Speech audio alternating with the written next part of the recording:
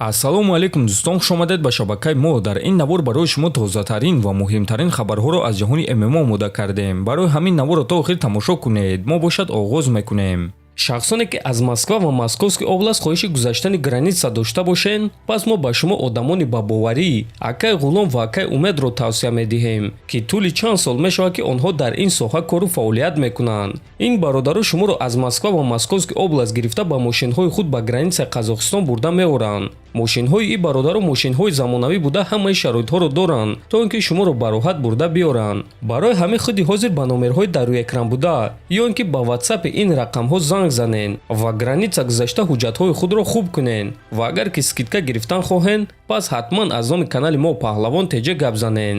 роҳи сафед дӯстон.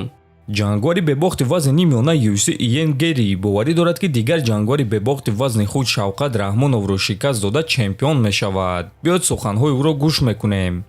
рости гап ман худам муҳориба зидди Шавқатро талаб кардум. ман талаб кардам ки онҳо муҳориба байни ду ҷангвари бебохт ташкил кунанд. мо ҳардуямон якҷоя тамрин кардагем ва ҳардуямон медонем ки чӣ қадар сахтем ва ҳамчунин якдигарро эҳтиром мекунем. шояд ки ӯ маро камтар эҳтиром мекунад, аммо ин ягон проблема нест. дар ин марҳилаи карьера бояд ҳамин гуна бошад. лекин ҳақиқат дар он аст ки ман аввалин шахс мешавам ки ӯро шикаст медиҳад ва баъд камарбандро мегирам, гуфтааст Гери. хотиррасон мекунем ки аз аввал Шавқат Раҳмонов бояд ки зидди чемпион Билол Муҳаммад меҷангид, лекин Билол осеб гирифт ва муҳорибаи онҳо барҳам хурд. акнун Раҳмоновро муҳориба зидди Иен Гери дар турнири UFC 310 интизор аст ки ин турнир рӯзи 8 декабр баргузор мегардад. айни замон рекорди Шавқат 18:0 аст, рекорди Гери бошад 15:0 аст ва бояд қайд кард ки ғолиби ин муҳориба бо чемпион Билол Муҳаммад барои камарбанд меҷангад.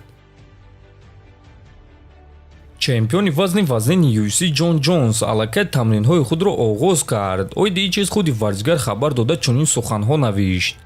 аз турнири UFC 309 ҳамагӣ 5 рӯз гузашт. гуруснагӣ бошад ҳамон гуна, мисли ҳамавақта сахт аст. кор тамом нашудааст. аз вазнҳои сабуктар оғоз кардум, лекин ҳар як такрор кардан ба ман хотиррасон мекунад ки чӣ қадар ман ин корҳоро дӯст медорам. ман ба ин ҷо барои пешгӯӣ кардан омадагӣ нестам, балки барои ҳар як қадамро қабул кардан, ҳар як санҷишро қабул кардан омадагиам. ҳар як имкониятро барои боз ҳам ба пеш рафтан истифода бурдам. сафари мо давом дорад. мебинем ки чӣ қадар дур мо рафта метавонем, навиштааст Ҷонс.